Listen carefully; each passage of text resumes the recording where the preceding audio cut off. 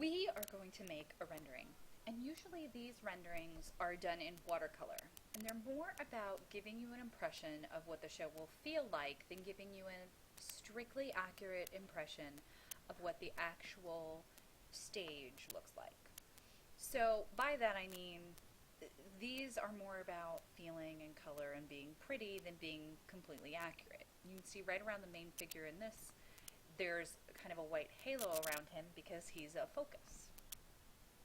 So we're communicating light, we're communicating how the show's going to move, we're going to communicate focus, we're going to communicate atmosphere, but we're not going to worry quite as much about communicating pure accuracy. You can tell from this rendering here that the furniture has different colors and the walls have colors, and those are relatively accurate, but pictures aren't super clear, individual book colors aren't super clear, and we are seeing that there's some sort of sight through the window. The background is dark and surrounding, and it has a very good feeling. It also has lots of shadow. These also do shadow well and color, and they suggest the form of people without insisting on what they are. These renderings are a lot more implied and about shape and texture than they are about being completely perfect. SketchUp makes something that is completely perfect. So what we're going to do is we're going to take a completely perfect SketchUp image and we're going to make it into a rendering. So what I want you to do is go ahead and open that final project that we had from earlier when we made a SketchUp model. This is mine, and I'm going to pick a direction. As you can see from my website and the other renderings that I've done, that the directions can be different. So I'm going to pick something a little close and a little high, so I can see the floor, I'll be able to see things. I kind of like this image right here. And I'm also going to open the style panel, and I also have open the sections control panel. The reason I have that open is that so I can toggle these sections on and off. Sometimes when you change styles, they just pop back on. So first I'm going to go File, Save As, and I am going to, I'm sorry, you do not want to go to File, Save As. If you go to File, Save As, the only options you have are SketchUp models. We don't want to save a SketchUp model. We want to import this into Painter. So what do we need to do? We need to go to File, Export, 2D Graphic. Now you can see the default's a JPEG image, which is completely fine for us, but there are lots of other things that you can do. So we're going to go ahead and do our ground plan. Now I've actually done some of these before, and so I'm just going to save over them, but you want at least one in color. And now I'm going to play with different styles to change the way that this is going to look. I'm going to go ahead and do this one because it's going to give us some color with texture. And once again, I'm going to turn off the section so we can't see it and do the same thing. File, Export, 2D Graphic, and actually I'm going to make that my color one. So I'm going to choose another style, and your style, there are dozens of styles in here. The color sets don't tend to give you that much change because most of our things are painted with Paint Bucket tool or have textures on them. So this isn't going to give you a whole lot of change because we've physically colored this model already. But your default styles are going to change things a lot. You can see that they'll make the endpoints nice and thick. They will remove all color. They'll change the line quality and texture quality. They'll add texture back in. They'll let you see through them. X-ray. This is a cool one. Yeah. But one of the ones we're going to use is a sketchy edge. And there are lots of different choices that you can make. Now this is a very opinionated one. You can choose an opinionated one. You can choose an interesting one. You can choose whatever you like. As long as it's going to still communicate the detail that you see and do some things. I'm going to go ahead and do this one. And I'm going to go File, Export 2D Graphic, Sketchy Lines. Now, these are all nice sketchy lines, but there are some that are also straight lines. And these are very straight, but you notice they still leave some gaps. So photo modeling, interestingly enough, has very exact lines. And I am going to go ahead and export one of these in order to be one of the ones we work with. Also, it is going to facilitate me showing you some tools in Painter. So now that I have those, I can go ahead and close that, and I don't need it anymore. I'm going to go ahead and open Painter now, and I'm going to put all three of those images into one file that I'm going to use in conjunction with each other to paint a picture. And I'm going to paint a rendering on top of and using all of those different layers that I just used. I'm going to wait for Corel Painter to respond to me and open. Okay, so I'm going to create a new image. Instead of doing the 8.5 by 11 height-wise, we're going to do it sideways. So it's going to be 11 inches wide and 8.5 tall. I'm going to do 150 pixels per inch so that we don't get as bogged down as we normally do. I'm also going to go to File, Open, and I'm going to open those three that I just saved. Yes, I saved a blueprint one, but I don't need it. Now that I have those, this is actually its own folder, or its own file, so you can see that I have three of these files open and my new file. So I'm going to go ahead and hit Control A to select all, Control C to copy, Control V to paste, and close what I don't need.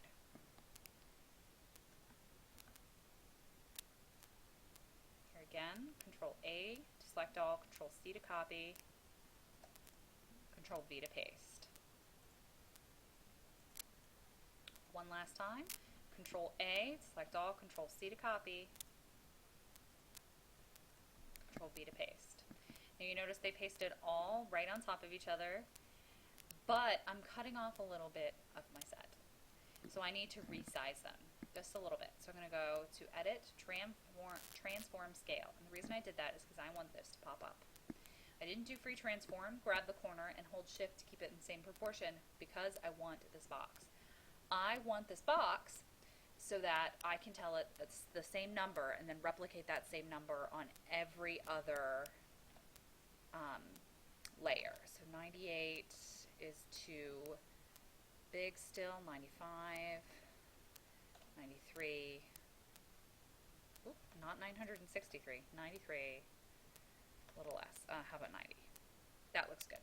Okay, so I'm going to hit OK and click this button to accept. Now I'm going to do it to the other layers as well. Scale. What did I do? 90? Yeah. Right there for a second. I bet all of you are sitting there going, she did 90. 90. That did not take. Nope, didn't take. So File, or Edit, Transform, Scale. 90, 90, okay. Make sure that you hit the accept button, otherwise it might not take.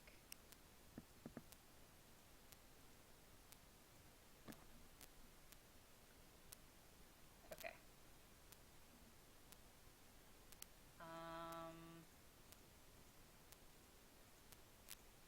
None of them took. That's weird. Okay. Let's try that again. Edit. Transform, Scale, 90, 90,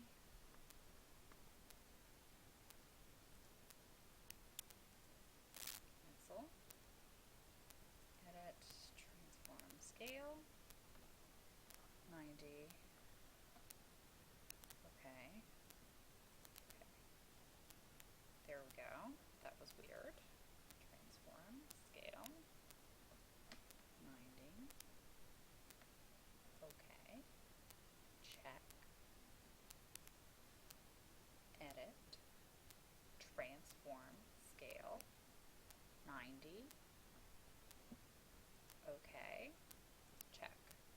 right. I don't know why that didn't work. I guess I wasn't paying enough attention. But now they're all scaled to the right size. You can see here again that they're all exactly in the same place over each other. They're all lining up fine. If I wanted to move them around a little bit, I could just select them and hold shift and move them around with the normal layer selection tool, and I can move them anywhere I like. I don't want to move them. I want to leave them right where they are. Okay, so now I have a couple of layers. I have one with some sketchy lines in it, one with color in it, and one with blue lines that are very clear. So the first thing I want to do is I want to take this layer with blue lines that's very clear, and I actually want to turn them all black. So that's actually something that has a very built-in, easy way of doing it in Painter. So I'm going to go here to select, and I'm going to ask it to color select. So when I click on this, there are some very interesting things right here, and it's trying to select the color that I have in my swatch panel, which is not in this thing really. So I'm going to grab the green, and you can see here that I've grabbed the green. Now, what it's also doing is it's selecting where it's showing red in this preview window, where it's going to select. Now, it's set to select a very large feather, which means that it's selecting a lot more than it really needs. It's selecting a big boundary around what it needs. And I'm going to bring that down so that it selects more, it selects less of the excess that it doesn't really need to select. The other thing that I'm going to do is the H, S, and V extents. And I'm going to bring those down because what they're doing is they're saying, hey, go ahead and get more of things that are closer to that color. If I were doing the same exact picture and I wanted to select white, I may want to also select this gray, in which case I would bump the extents back up and make sure that I was getting all of the things that I wanted.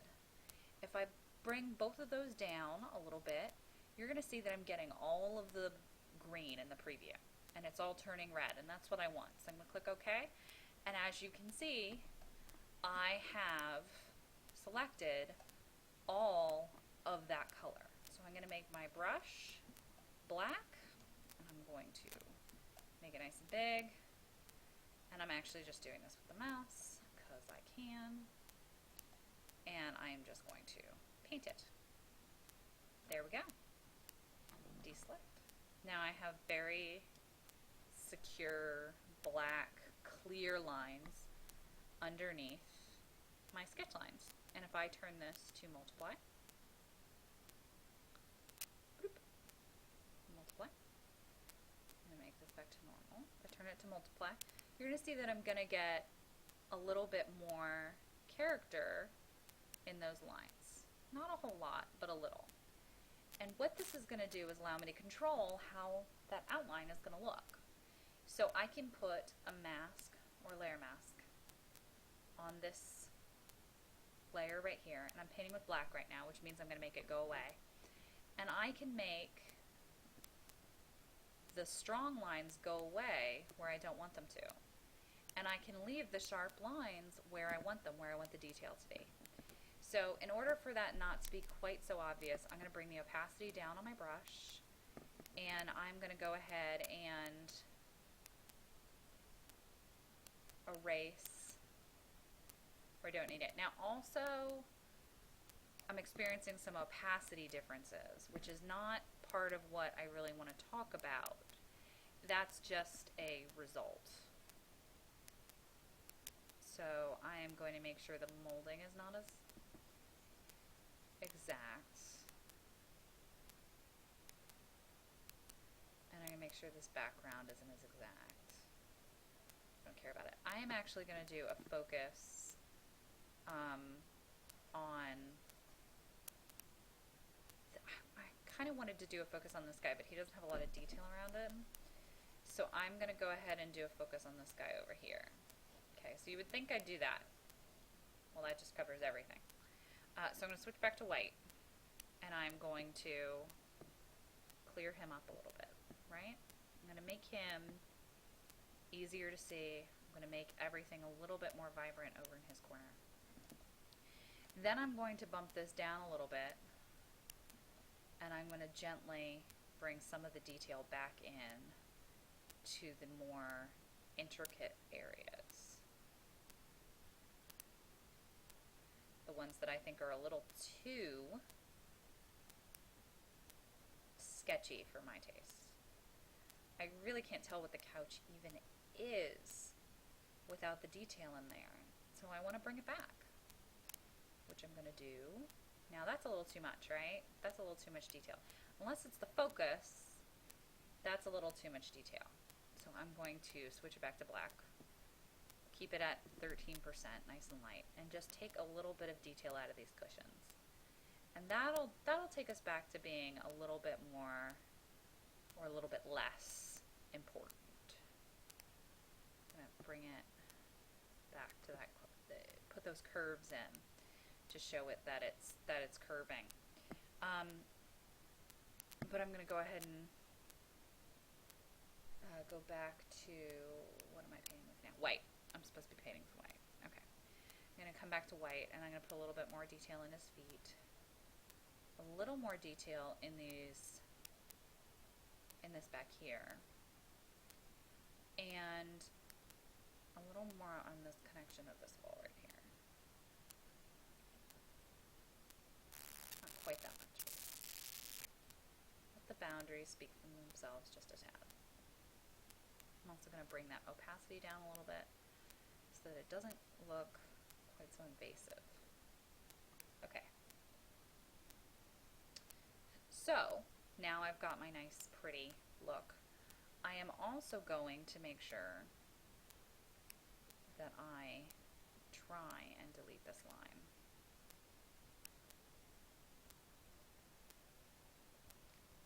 Now, if I'd been a little bit more persistent when I exported this, then I wouldn't have to worry about this.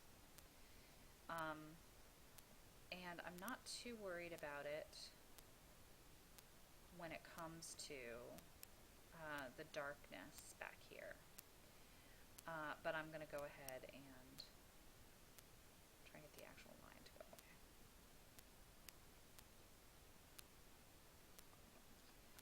Okay. It's a little more difficult than I would like. It's okay. There we go.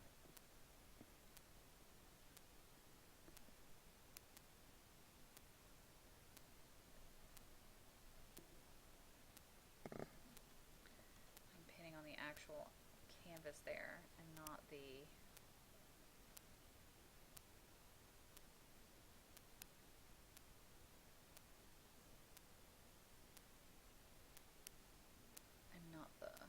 mask, so there we go.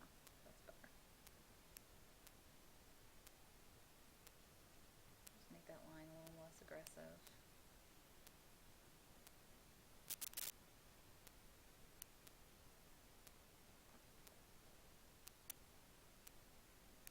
Less visible. And again, be careful you're on the mask and not on the layer. Okay, I think that's all right for now. Okay.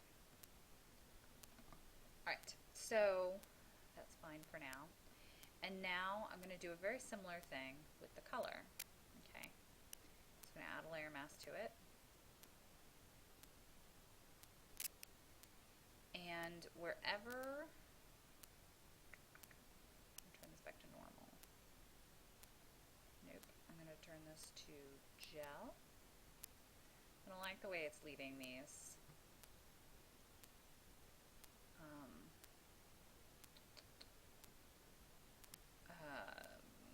white spots.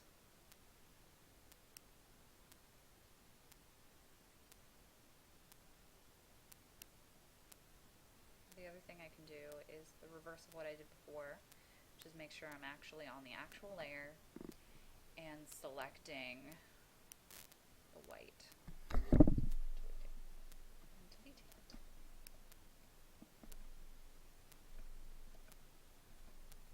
Like that. And I could just delete all of those white sections of this so that it fit better. not really solving my problem though. So I'm going to put it back to multiply. It's on this layer. This layer right here. So I'm going to turn this layer to multiply as well, and that will solve my problem. Okay, so I'm going to go back over here, and I'm going to go to my layer mask. And first, I'm going to bring the opacity down on this, because it really doesn't need to be so bright and so vibrant. So I'm going to do that. I'm also going to come to my canvas layer, and I'm going to fill it with black. And actually, that's a little too black. If you notice in the background of my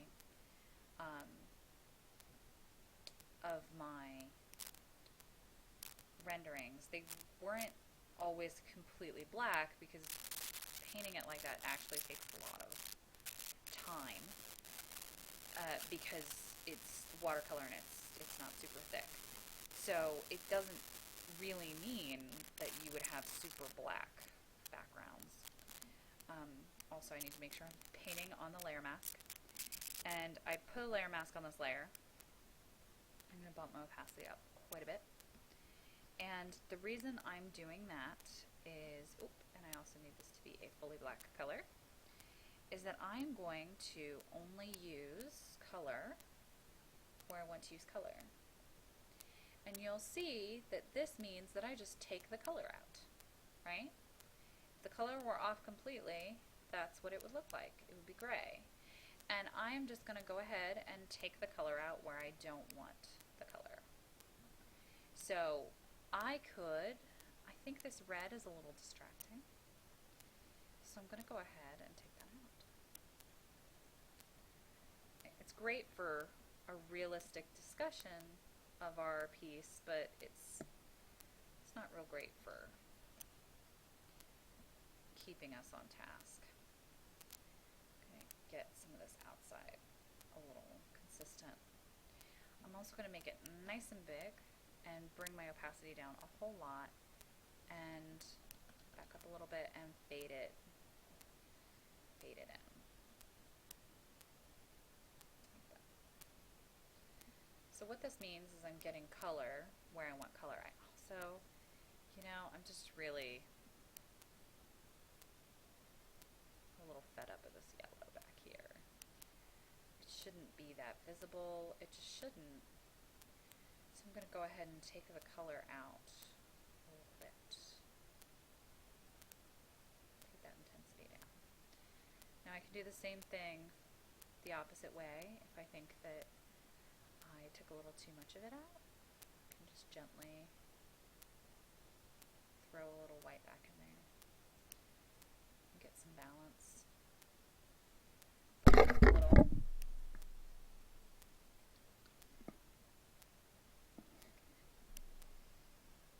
So that's painting, using that to my advantage and painting with the layer mask. I'm going to switch back over and do a little bit of 2% gray, and I'm just going to kind of suck some of the color out of the wall. No, that is the right spot. I'm going to suck some of the color out of our non-focus spots, just so that everything becomes a little dimmer, a little darker, a little not so grand, okay? And this is our focus spot over here, so I'm going to switch it, and I'm going to really brighten our color up right here, right in that moment right there. And I'm gonna need to get a little bigger than 2% in order to do that. Now this does mean I'm bringing a little bit of my yellow back in, but I'm okay with that. I'm fine with that. So what I'm doing is I'm pretending that there's a stream of light coming in from right here, okay? Like a massive just stream of bright light, okay? So I'm kind of going to make that shape. And I'm going to grab the eraser, and I'm going to refine that shape a little bit. So don't think, if light was coming in, it wouldn't hit this wall right here, because this wall right here is quite a bit in front of that wall back there. So it would definitely not hit so violently on this wall. It very well may pull on the floor, because the shape of that beam would travel there. It wouldn't hit this couch. It would not hit right here on the front of the staircase. because the light is not coming from that direction. So we're going to take that away. Take that away. It would not hit the front of this wall if it was coming from behind the wall. It would hit the front, the rest of it. It would hit it if it was coming from it. But let's say it's shooting through that archway. There's some extra lighting here because it would bounce off what's in front of the wall and kind of make it glow a little bit. But it wouldn't make it quite as bright as everywhere else. And then these walls are stacked in on each other. So this one comes out and this one goes back. Yep. This one's out and this one's back. So it's going to be a little less light, even though it is going to get light. Okay? So we're also not going to get, we're going to get a shadow casting off of the people and the pianos. The floor isn't going to be super bright right there. The light's not going to reach all the way around the piano. The light's not going to reach some of these places, right? Light's not going to reach the front of this chair, right? Okay, so you're starting to get the idea. The light's not going to reach the front of this step or this step. But you know where it is going to reach? It is going to reach the top of that step right there. So I'm just going to put that back. Actually, that looks terrible, so I'm going to go back and erase it more carefully. Just like that. Just the light soft touch to erase it. Okay. So that gives us a good idea. I'm also going to go back to the eraser and erase where we're not going to see it above. Here. So that's where I'd like my focus to be, where I'd like my light to be, where I'd like all that to happen.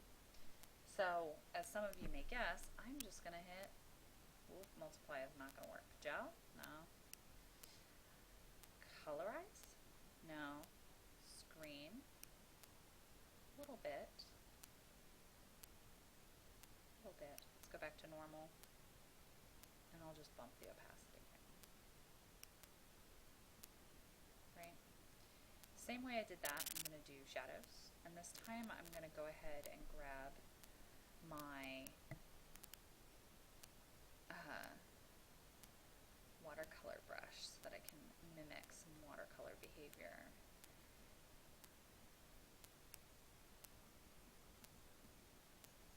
Specifically along the edges. And I know that it's taking a lot to darken these edges, and that's a little unrealistic.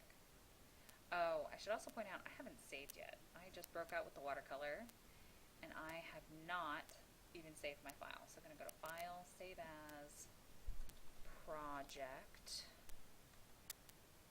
9. And I'm going to replace the one I had already started. And the reason I'm doing this is so that I can just hit Control Save or Control S to save and make it a little bit more convenient on myself. Okay. So one of the things that I want to do with this watercolor is go ahead and add shadow where shadow would be.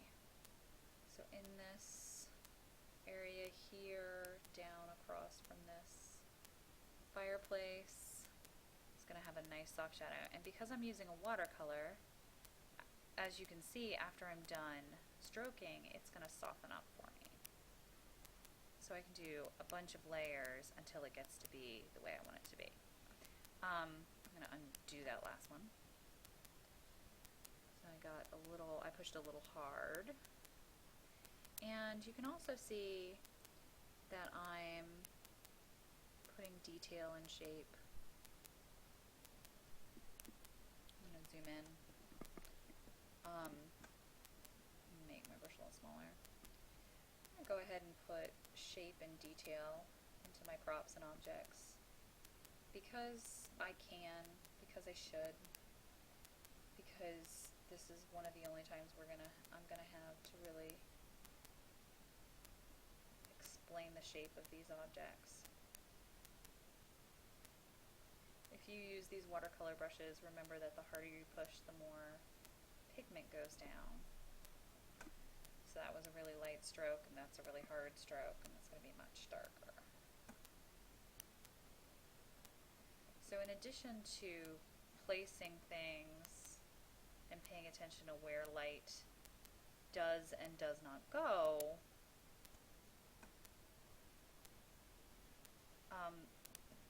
we can also add shadows.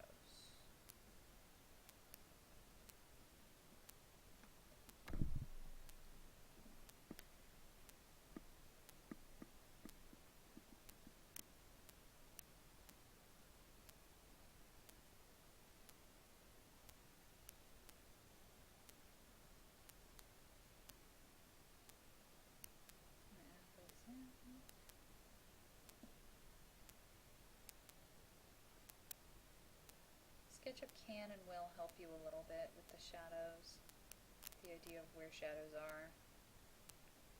The coloring on this couch is helping me to identify where I should probably be putting my attention and what will help make it look like it's a three-dimensional object.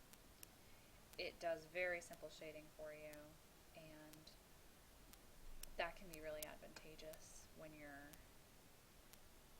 looking to shadow. This one. Corners are especially shadowy. Now you'll notice that these people are super flat, partially because they are just plain super flat. They don't have a lot of characteristic to them. They don't have a lot of movement. They don't have a lot of shadow. So we should go ahead and give them a little bit, right? We should make them more interesting. You have that power because you have a paintbrush. Yeah? And that is more interesting than that. Speaking of which, you're going to have to make this guy a little bit more interesting. Right? Zoom in on him. This should use some shadow. This could use some shadow.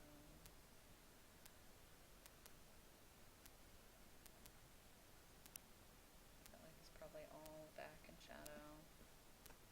That looks about right. Let's put this in shadow a little bit. There we go. A little shadow on there, a little shadow on here, a little shadow on here, a little shadow down here, a little shadow between these walls. A little too hard there. Yep. Yeah. A little shadow over here.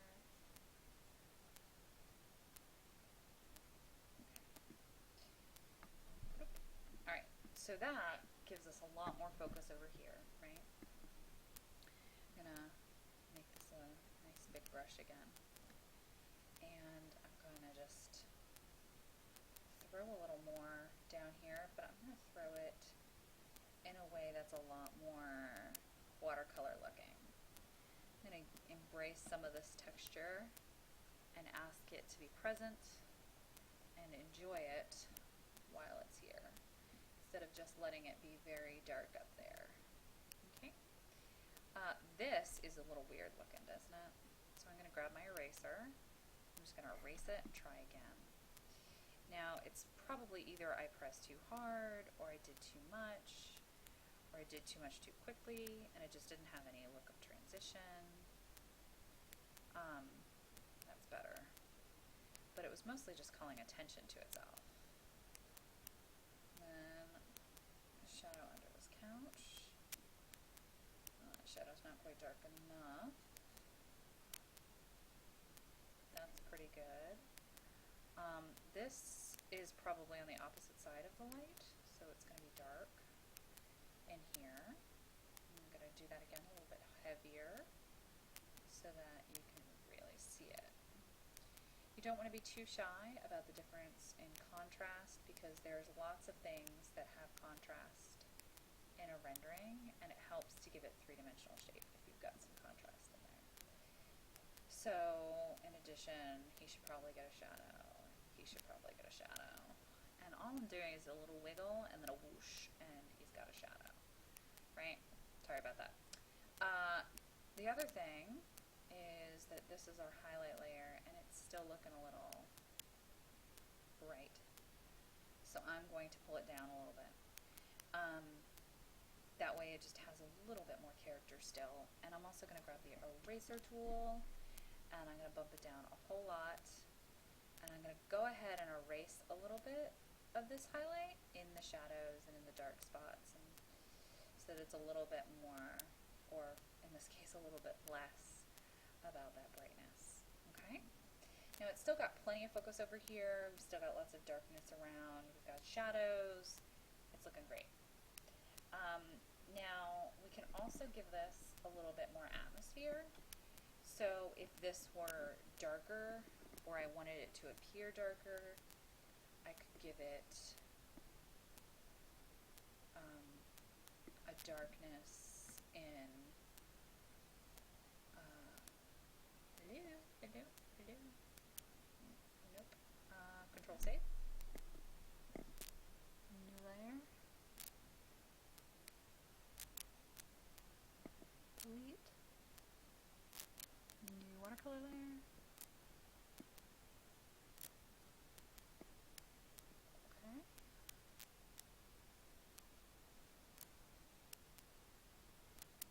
I don't see any reason this isn't painting. So I think that that's a bad sign. Oh, it's an eraser. Silly me. I was looking at the brush section. There we go. So I'm gonna just darken everything else a little.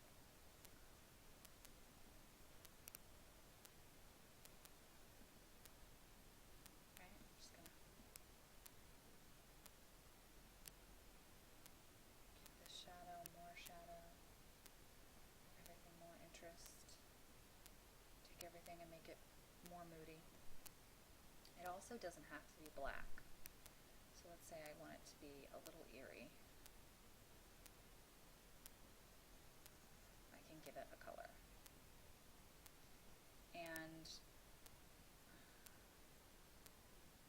especially if it's night, blue is a good color for that. This person that's really creepy. Okay. Now what if I don't want that? What if I want to make it a little bit more romantic?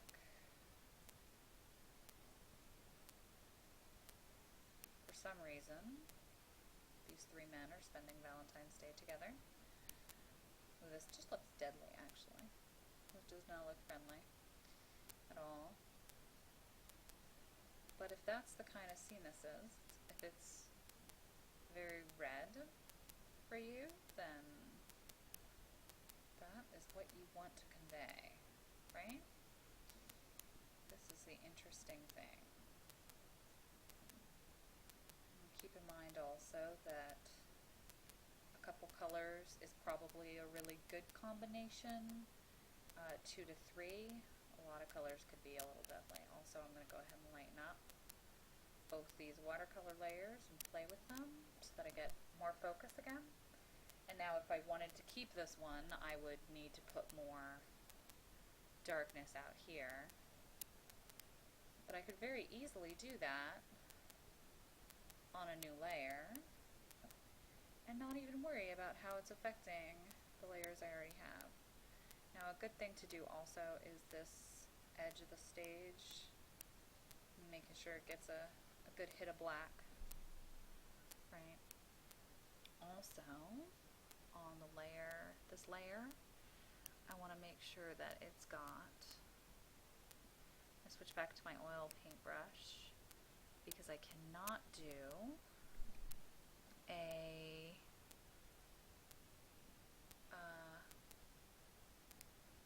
watercolor paintbrush there. That is not looking like it's the problem. That's not on the thing. There it is. We're getting a little bit of a line from that layer, and I can delete it just like from the color layer. There we go. And I can fade that out.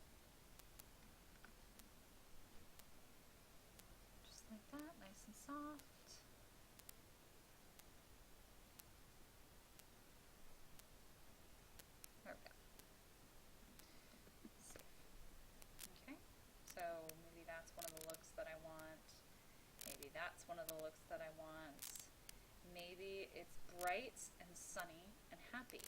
So what do I do if it's bright and sunny and happy? Maybe I'm just going to add some yellow. Go back to the watercolor layer.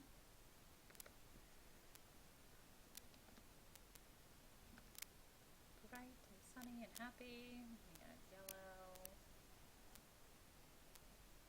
I'm going to add orange.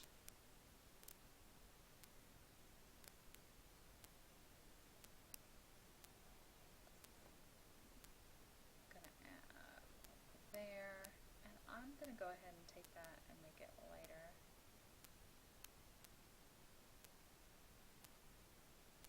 Also, it looks kind of smoky, so I can do a screen. No. Essentially, I can play with how this is interacting in order to make it look better. I have no idea what that is, but I like it. Colorize is not bad. Dissolve, that's terrible. Soft light, it's not terrible. It's not bad. I just need to kind of make all of that happen. So, difference between soft light and no soft light. And then I would also probably take my eraser and just get rid of some of that. But it's part of the watercolor engine, so it's giving me this really cool, like, creep back up effect, which I like. It's just the eraser tool that I'm using. But, like, kind of puts the focus on all of them. It's really interesting. It's a really interesting effect that just happened there. But, using soft light and the watercolor layer with bright color on it. But it is up to you to choose a mood, to shadow your people, to do all those things. Make sure that it looks good, and that's the only requirement. If you didn't finish your other project, either finish the molding or don't finish the molding. Make sure there are at least a good amount of walls in there, dress it up, make sure it's interesting. You want this to be a very nice kind of final rendering type of